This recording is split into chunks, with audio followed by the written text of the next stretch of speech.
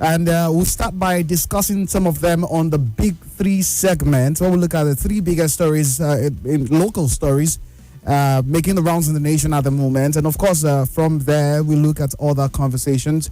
From 5 to 6 p.m., it will be health and lifestyle segment. There's a particular report from NAFDAC as regards underaged persons, meaning persons younger than 18 years of age, now one of the heaviest consumers of sachet alcoholic drinks. Yeah. So 13-year-olds, 14-year-olds, 15-year-olds buying those sachets by the roadside. Who is selling it to them? How are they taking some of these things? The questions are the conversations we're having from 5 to 6 p.m. And, of course, from 6 to 7 p.m., we're going to be having eyewitness report, situation update on the show as well. So let's get started. Starting with the Big Three this afternoon, I've got a guest with me. I'm talking about the CEO and founder of Unipro Investments Limited, which is an investment advisory firm heavily involved in the African oil and gas industry. So he's an energy expert, and he's got, the organization he runs has got strong ties with the African Petroleum Producers Organization. It's called APO as the acronym. And that particular organization and conversations around the energy industry is part of the stories we're looking at on the Big Three segment today. David Raymond Edet is my guest in the studio. Welcome. Thank you very much. All right. Gabriel, pleasure to be here. Good to have you around. All right, so let's get a deep dive into the stories this afternoon. We'll start with this one, which is the political news from the People's Democratic Party. Wike-backed PDP faction sets March 28 for national convention in Abuja. So, a faction of the PDP backed by Nyesom Wike, Minister of the FCT, has fixed March 28 and 29 for the election of new members of the National Working Committee, NWC.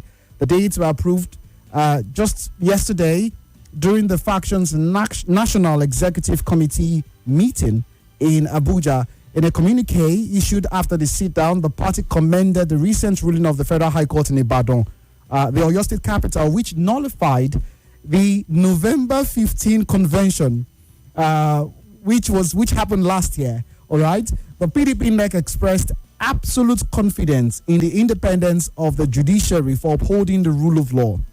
The party said its ward and local government congresses will be held in February, while state congresses will precede the national convention. So I'll take that again. The party said its ward and local government congresses will be held in February. That is, this one is going to be happening in March. So local government congresses will hold in February. And then, according to report here, state congresses will precede the national convention, which has been scheduled for March in Abuja. The Wike-backed PDP approved the extension of the tenure of the National Caretaker Working Committee led by Abdurrahman Mohammed and other panels at the state and zonal levels, pending the conduct of the congresses.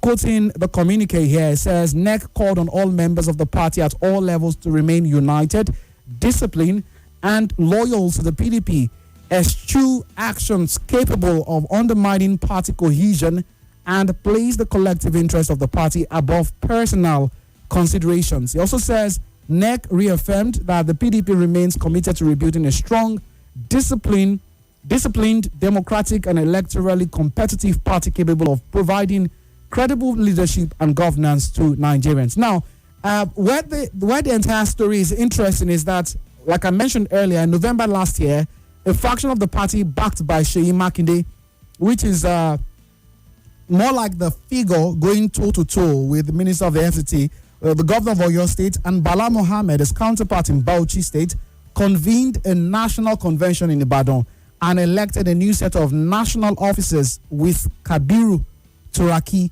as chairman.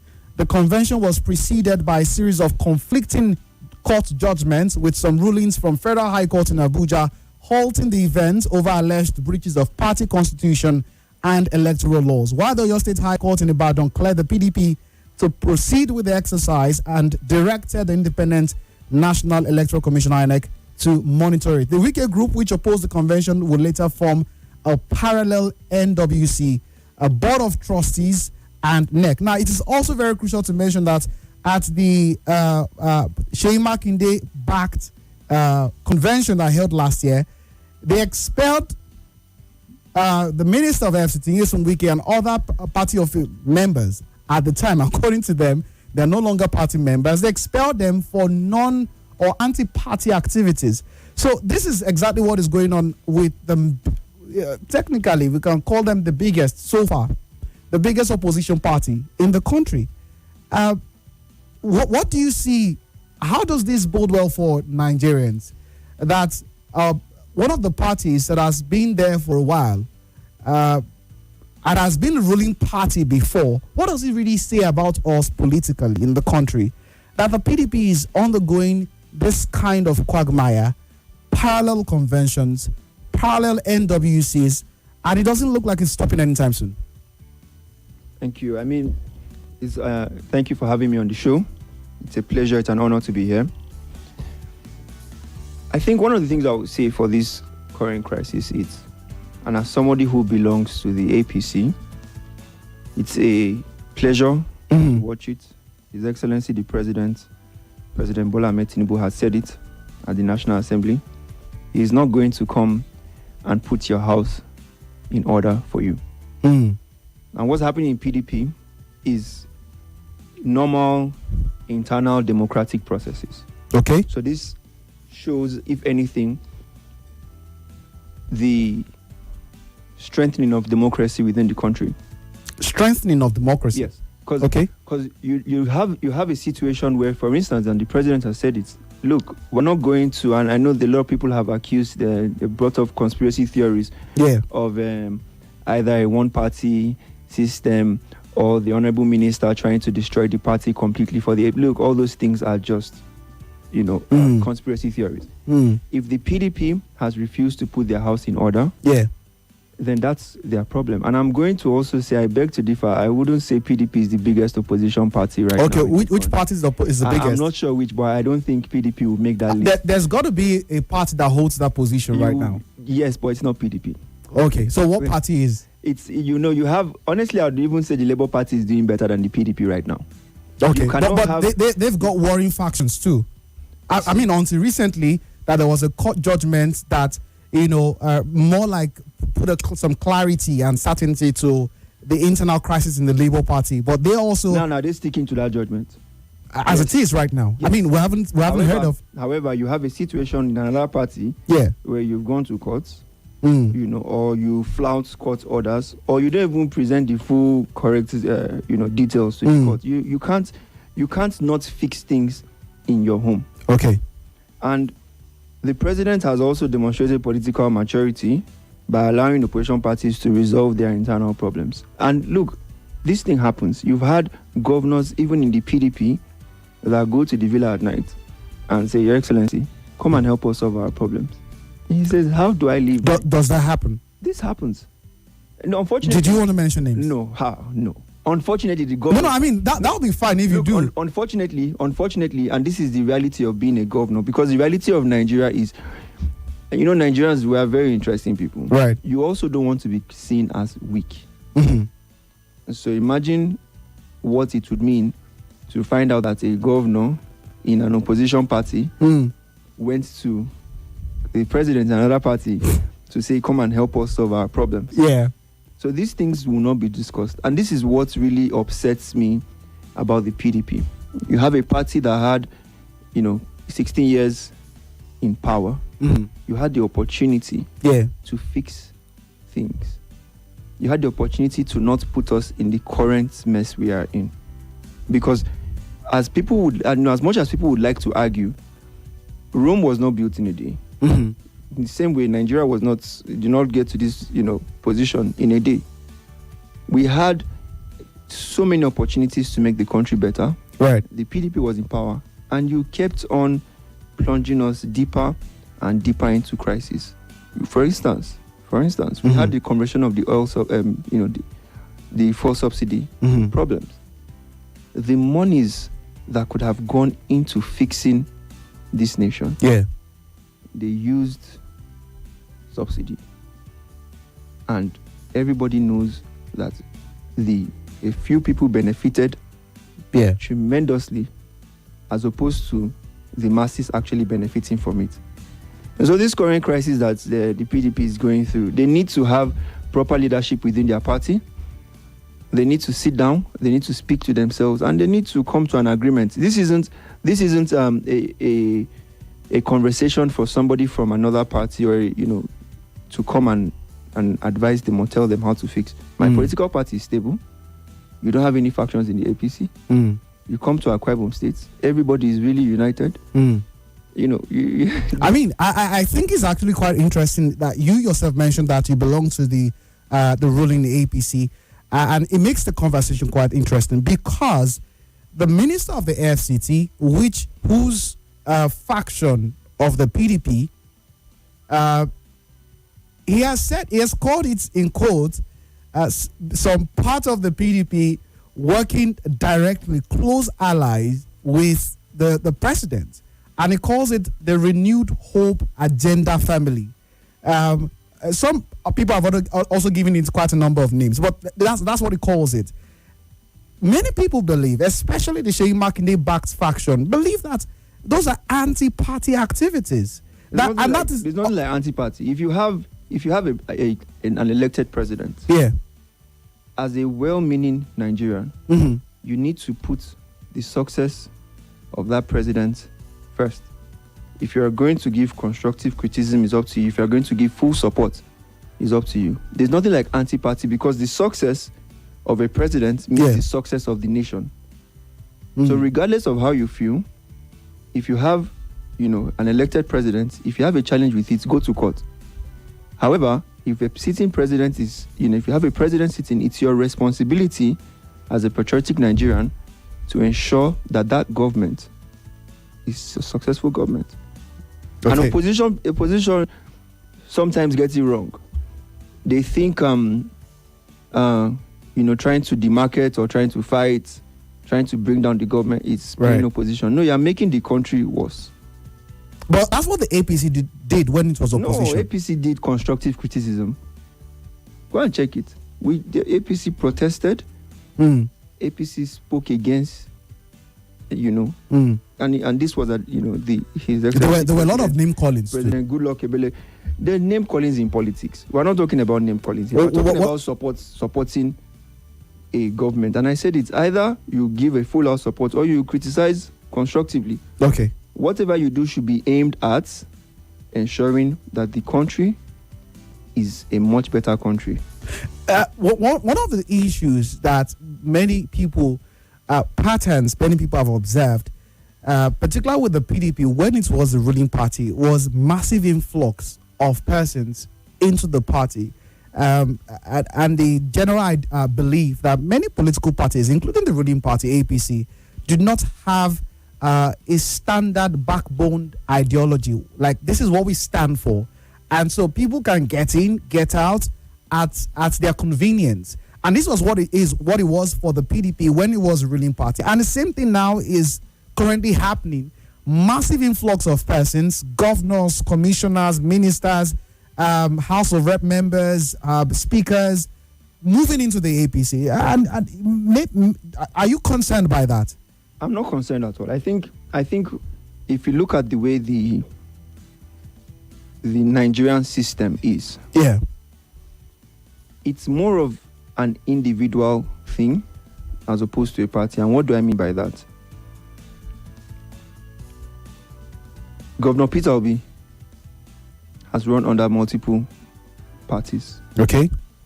However, he who is even doing better than we're talking about, who is the biggest opposition, has been able to build some sort of brand. And if you have a system, and I'll speak for the APC now, where the head and the president of the country is very concerned. And look, I always say this to Nigerians. It's very easy to be swayed by social media. It's very easy to key into a social media narrative. Okay. By the time you sit down, you look at His Excellency President Bola Ahmed Tinubu's policies, if you look at his vision, if Right. you look at his agenda and where he's driving to, Right. you would understand the amount of intellect put into, the amount of thoughts that's put into building that. Many Nigerians would disagree with you on this. And that's why I say that's where the problem is. So this is where I would always say even the media has a very strong role to play. And I always like when people complain that, oh no, the president has many media aides. It's very necessary because you have to fight fake news. Don't you think that there's a fundamental problem that the things the president is doing or the things he's up to, Nigerians are struggling to understand it. Do you think it is a media problem, or perhaps it is the media aides of the president? I think it's a media problem. It's very clear. Look, we all know that we needed to remove fuel subsidy, right? Okay. Fuel subsidy needed to go. All right. However, what a lot of Nigerians do not anticipate that fuel subsidy going would mean fuel prices. Are you speaking now as an APC member, or you're speaking as an energy expert? I'm speaking as a concerned Nigerian. Okay. As a patriotic Nigerian. No, because as a patriotic Nigerian, this is not an energy expert.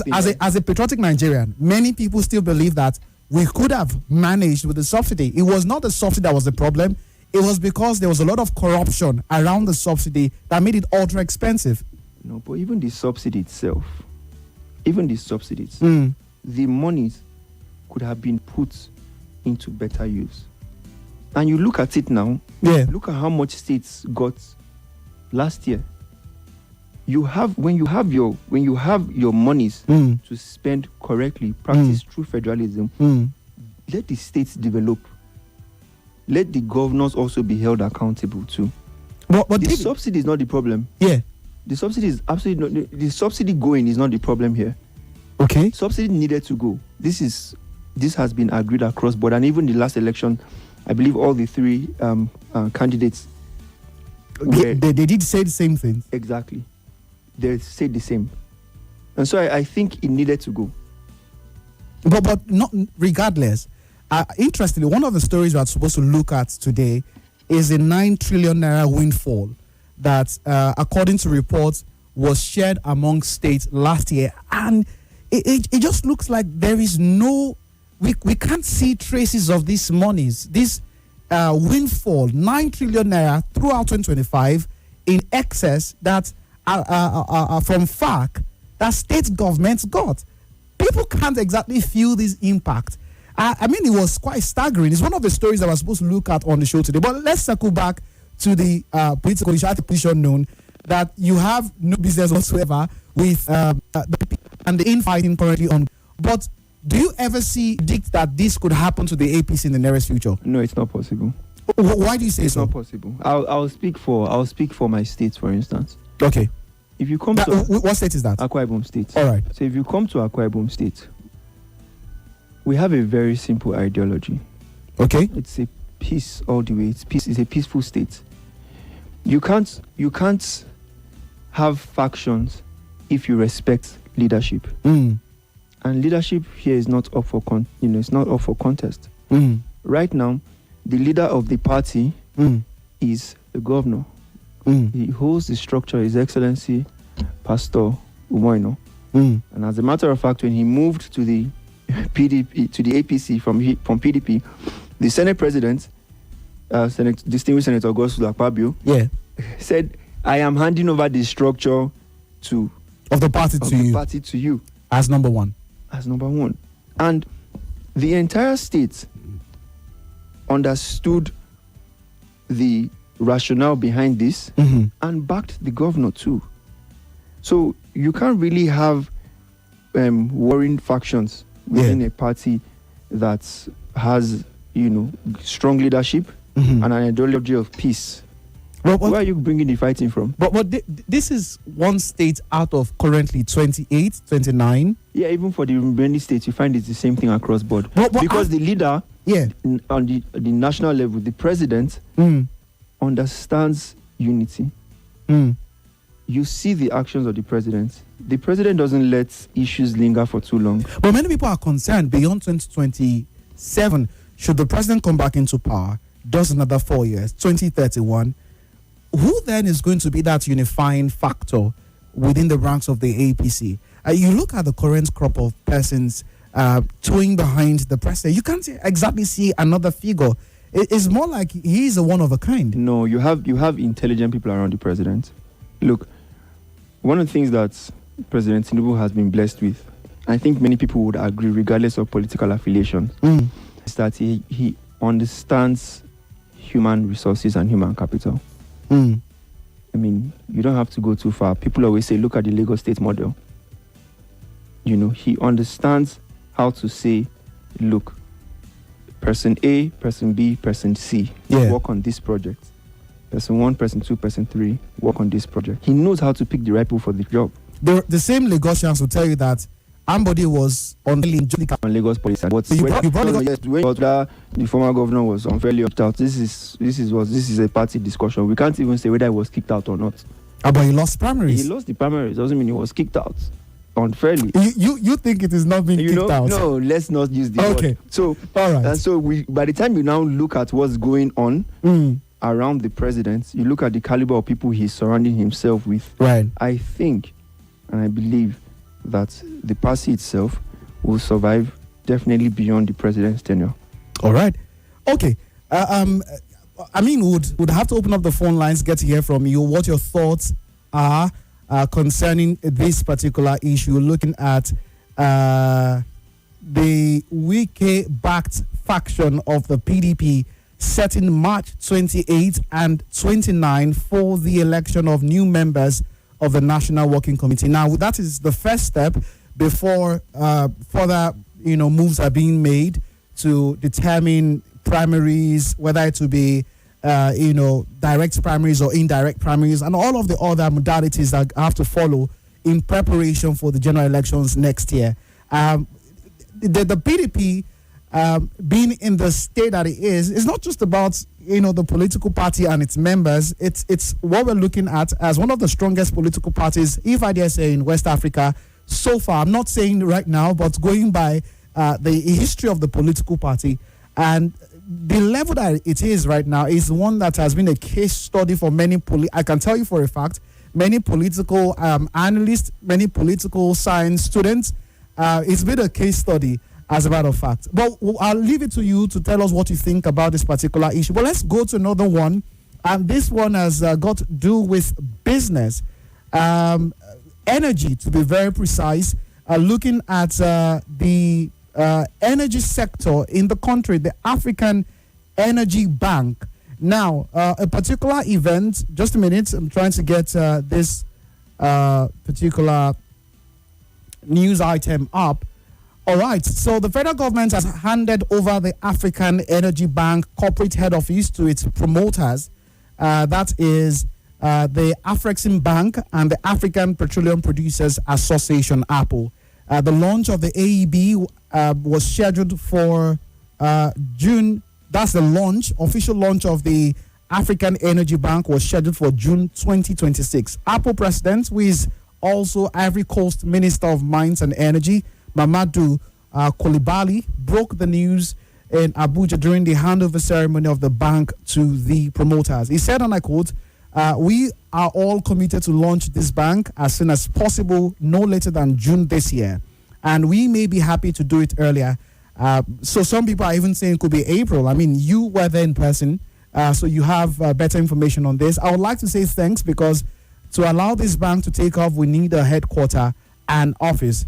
He said all is now set for the operation of the bank, stressing that what is left is the proceed to the General Assembly of to Assembly General of APO to launch it. Also quoting the Ivorian minister, as we were visiting this beautiful location, I was talking to myself and said this is a critical milestone. Asked what the bank would be doing between now and June, the Minister of State for Petroleum Resources, Senator Heineken Lokobiri, said there are procedures for the establishment and takeoff of a bank. He also said in the preparation for commencement of operation, the bank needs to call a shareholder meeting, appoint the presidency of the bank, and recruit its staff. So the work exactly is in motion. The work is in motion right now for the African Energy Bank. But I think it's important that we first and foremost demystify what the African Energy Bank is and the role it plays, especially when we look at the international market, we look at the IMF, we look at the World Bank. I think let's start from there. Look, and I say this as a Pan-Africanist. Yeah.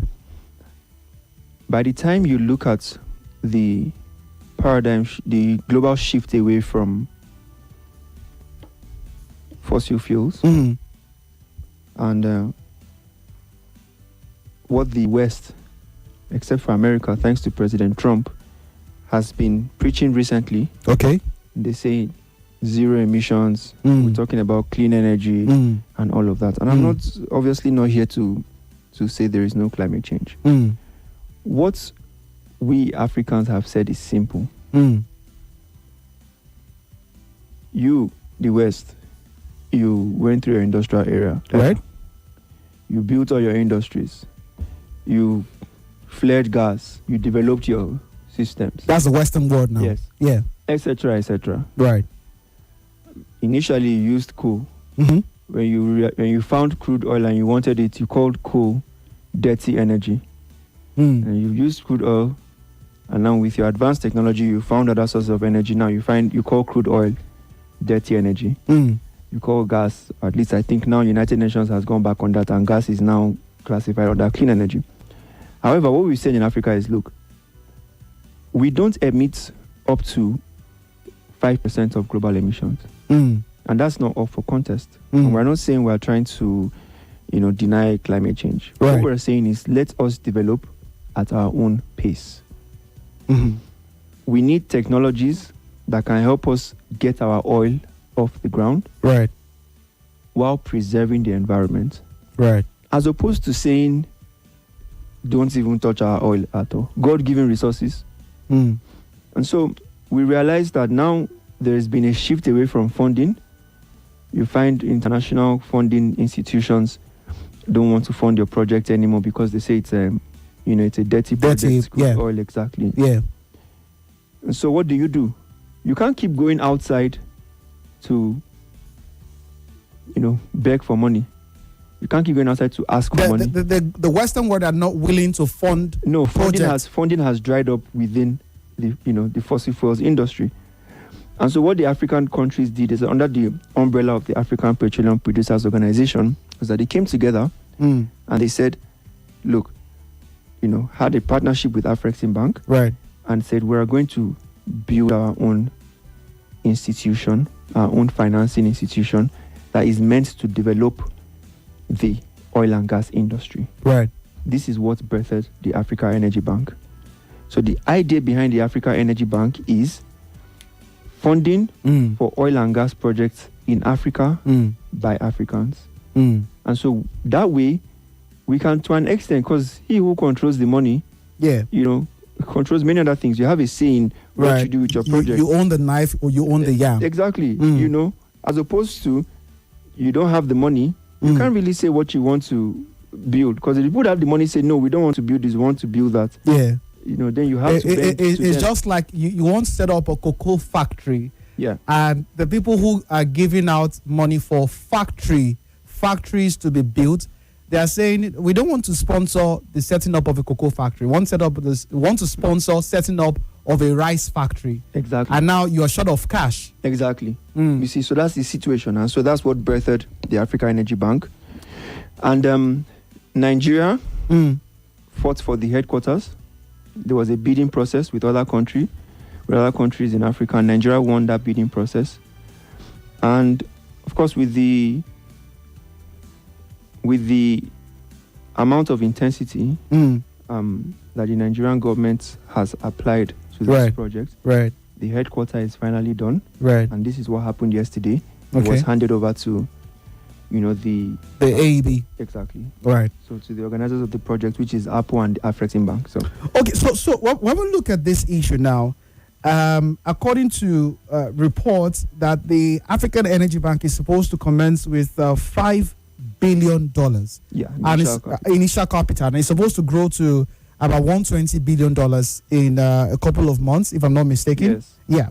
All right. But when we look at it, you said a bank for energy organized and managed by Africans for Africans. So it means that the funding for this bank is going to rise up from within Africa. Yes. The resources will be pooled. But many African countries are grappling with poor economic realities. So what exactly is the framework for pulling out these resources to fund this African Energy Bank? Look, when there is a will, there's a way. That's the best thing I can say. There's when as a country, and the countries have sat down and seen, we've had financial analysts analyze the feasibility of this. What the bank is trying to, and it's not just going to be it's not going to be just restricted to African countries, right, or to Africans. Right now, it's just starting up with member countries of APO as well as Afrexim Bank. Okay. And the money will be raised between the 18 member countries and Afrexim Bank. This isn't something that is going to be. So is that going to be at some point seeking or soliciting for investments from foreign? I won't say soliciting for investments. There's going to be opportunities to accept investments, and if you want to become a shareholder. As a matter of fact, some international entities have requested. However, the answer for now is no, and this is by the organizers of the bank. This isn't my own saying. Right. Is no.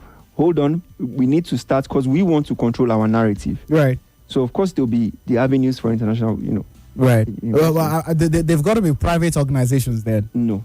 Not exactly. No. It's national governments. Exactly. International national governments. Yes. The Americas or Europe? I can't say for sure. I'm not part of the organizers.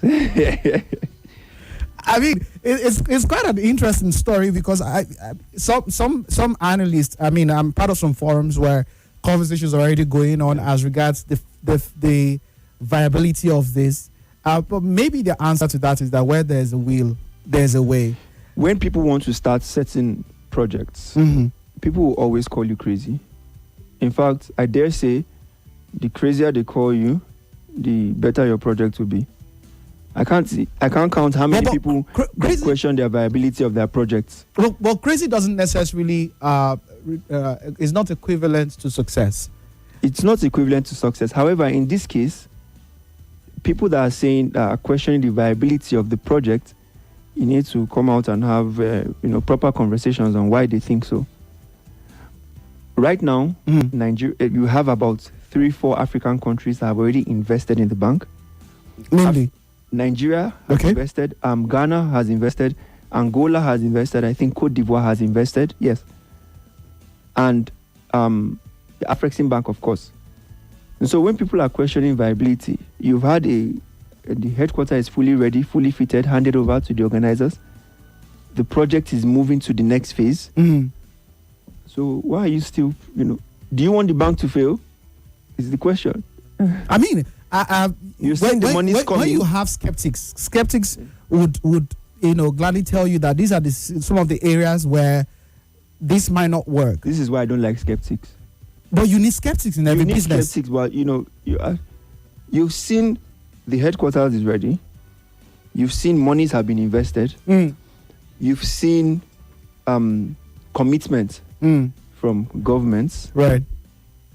You still want to be skeptical. That's fine. And please, let's not confuse constructive criticism with skepticism. All right. It's two different things. All right. So this bank, will it fund strictly oil and gas projects, or it would also the focus should be on oil and gas projects, but of course renewables. Across board. However, the focus is it's a bank to fund oil and gas projects. It doesn't mean that they will not do other, of course, fund other renewable energy projects. Their main focus is oil and gas projects. All right. I'm tempted, and I'm going to indulge to localize the implication of this move. Whichever way, we'll leave it to the listeners to determine whether it's a good move or not. But let's localize it. So would there be, low interest loans for local modular refineries, for example, right here?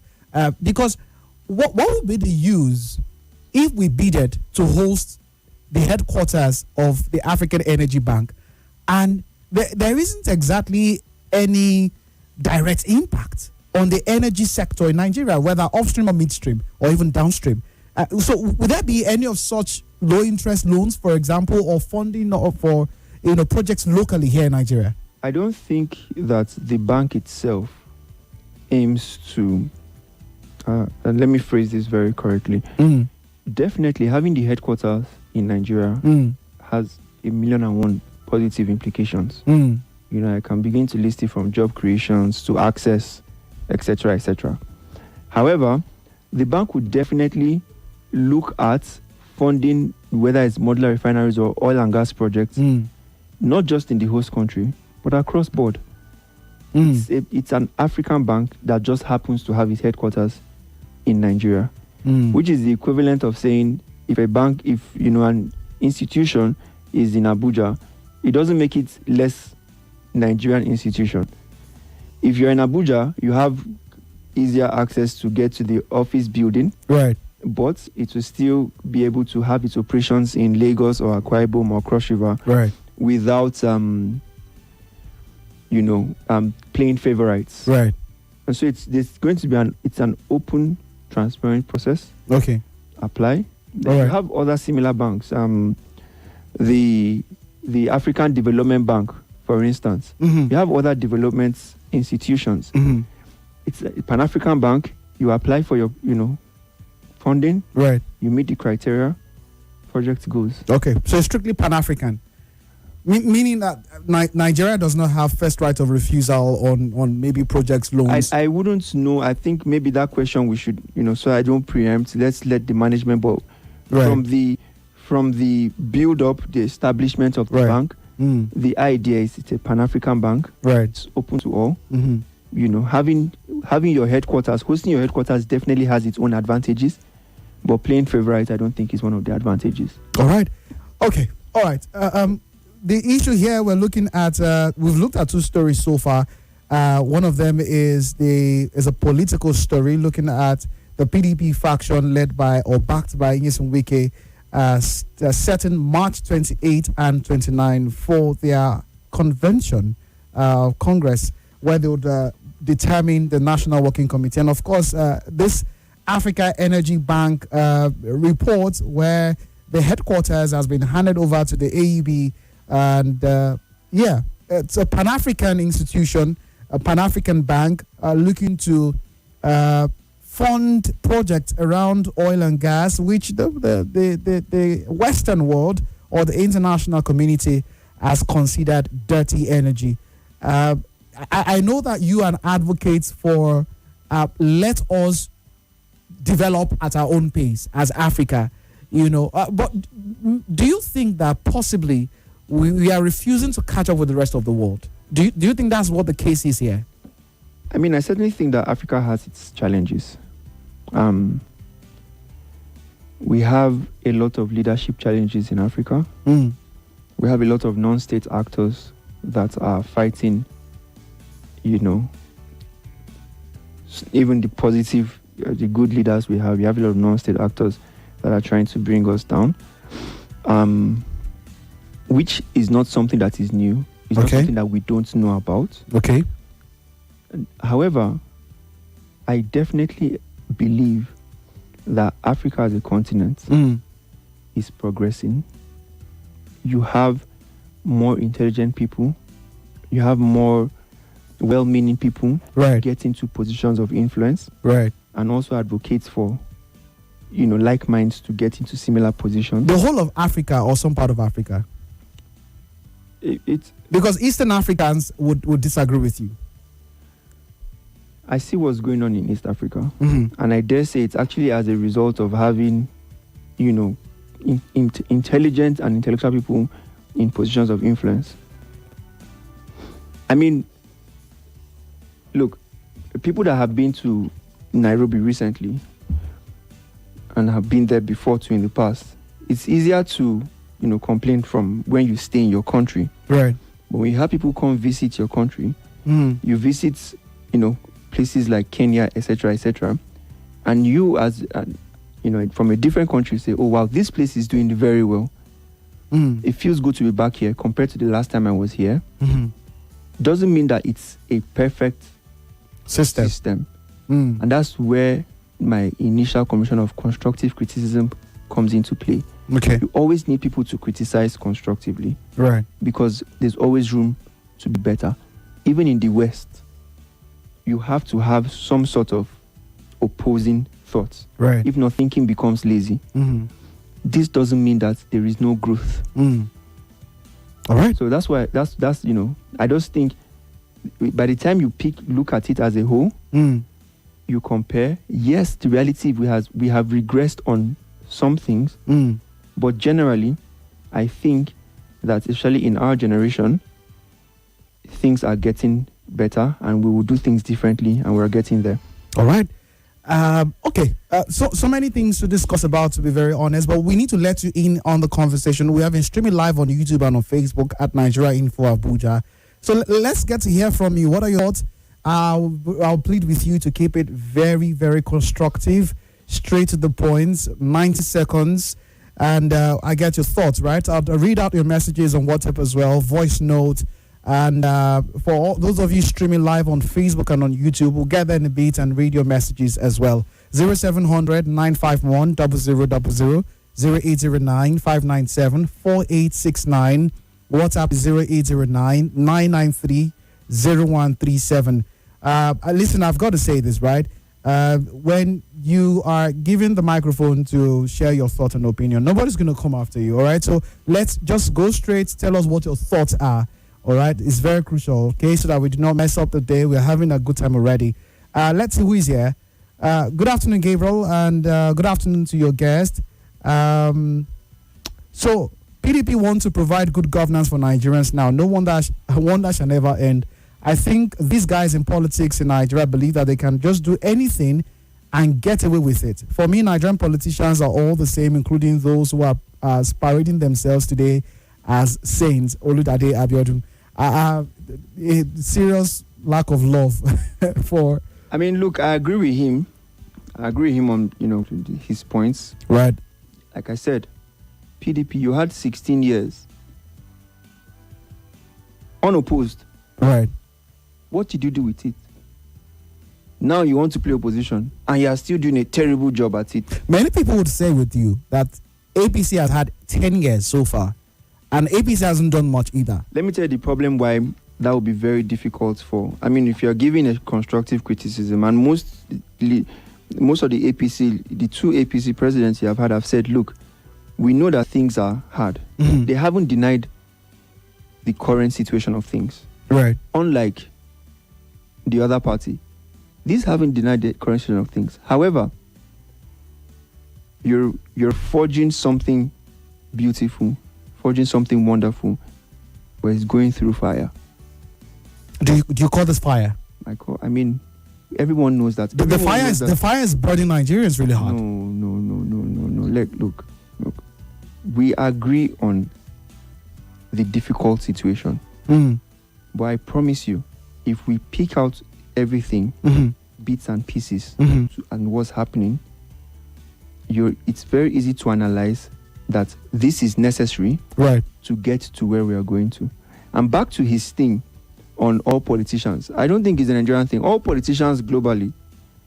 This is why I always appeal to young people. I'm a young person myself, but many young people get lost in sensational headlines.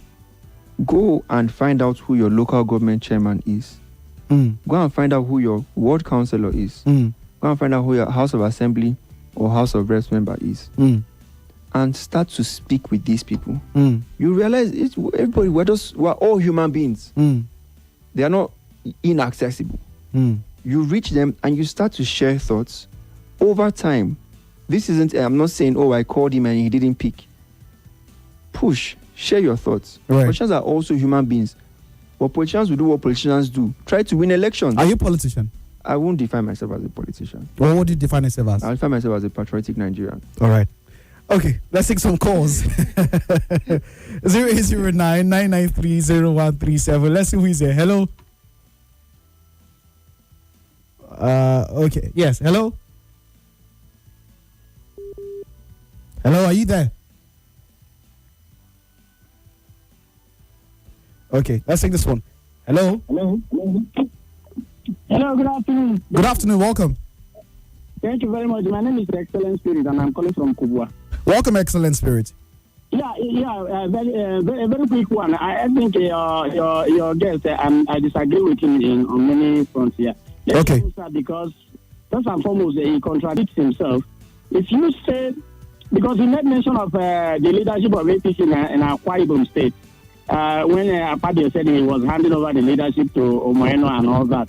And it is also, lastly, there's something he said, and which does not resonate with me. I am sure does not resonate with a lot of Nigerians, over 90% of Nigeria. How can you say that PDP destroyed the country for 60 years? They were not able to do anything. And then the same thing Akpabio was saying, I'm sure he sees Akpabio as a role model. Akpabio was there, he served as a governor for, he's been as the chief of staff, he served as a governor for 8 years. For more than for up to 16 years, he was with Akwa Ibom. And after that, Akpabio had the audacity to carry my phone and tell Nigerians that the PDP destroyed Nigeria for 16 years because he have run away from being part of the destruction and now inherited APC leadership. And this man is also in the studio saying, No, excellent spirit. No, you won't do that. I mean, I was enjoying your reaction, but let's keep it civil. Let's keep it constructive. All right. You are making a beautiful point. You are drawing some, but no. Let's not do that. All right, people. Let's take it easy. All right. Let me respond to him, and I hope he's still listening to this. Of course he is. I appreciate, conversations generally. Mm-hmm. Of course, no name calling. But look, you can't have people have the same opinion. There are over 200 million people in this country. If you're talking about the Senate President, Senator Godswill Akpabio, and his time as governor, if you ask anybody from Akwa Ibom State, or people who have even visited Akwa Ibom State, you will understand that Akpabio was an outlier as a governor. This is why they didn't call him the uncommon governor for nothing. And yes, I greatly, and everybody in Akwa Ibom greatly appreciates what distinguished Senator Godswill Akpabio did during his time as governor. Ask people that were in Akwa Ibom, and of course, this is not to take away from His Excellency former Governor Victor Otta, because he set the blueprints. Yeah. So find out from people what they have seen in Akwa Ibom over time and the development that has been done across board. Mm-hmm. If we're talking about something as a whole, you cannot say that there are no outliers. Okay. I am talking about a party at the national level, and you are talking about a governor at a state level. He did well at a state level. Many Akwa Iboms will agree. Well, he is saying that when you say that the PDP didn't do anything in 16 years, he was a governor. I said they plunged this country as a one governor will not save the whole nation. It's the same issue they're having today. You have somebody that is struggling to, if at the time, the leadership of PDP acted the way then Governor Godswill Akpabio acted in Akwa Ibom State, this country would be, all right, how they say it, a mini London. Okay, let's take more calls. Hello.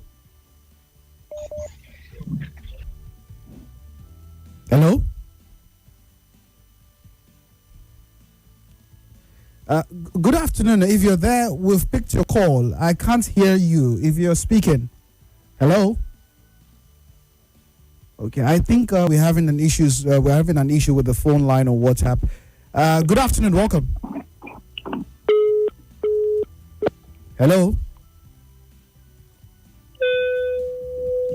Hello. Good afternoon. Welcome. Yeah. Good afternoon. Picture of events. Okay, so I've been listening to your guest. Well, he's been making a whole lot of points. But I think, sorry, I didn't tell you my name. This is Reynald, and calling from Abuja. Go on, Reynald. Okay, so I have a problem with his contradiction. Let me just start from where he's just stopped. You see, this same Gabriel Godswill Akpabio that has a corrupt case wrapped around his head, that case wasn't sorted out, the 100 billion. And EFCC didn't conclude that case.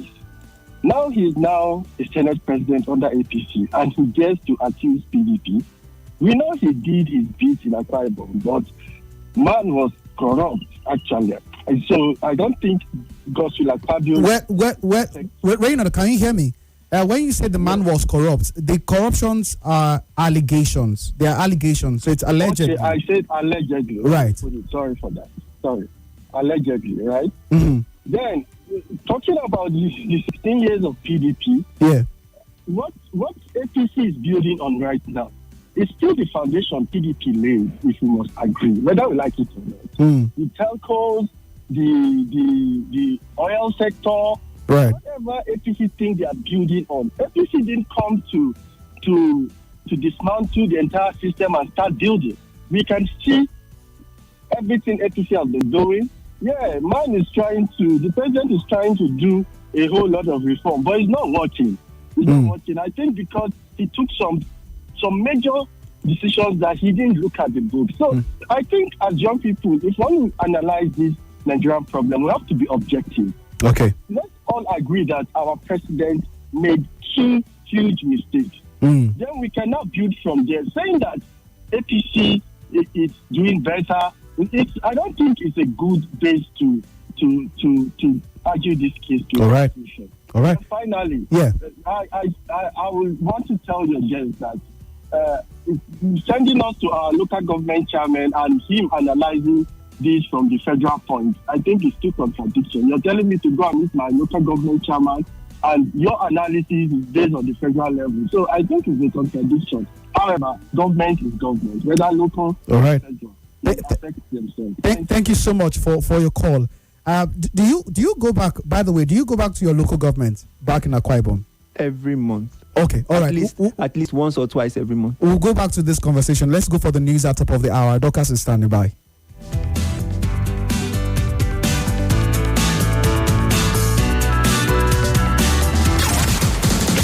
Track with Nigeria Info. And PFN, the Stone Bishops. Talking about Mourinho and AS Roma. Paulo Dybala joined forces with Mourinho. And then so the aviation workers also want to join the strike. Your access to all the top stories and more. 95.1. Let's talk.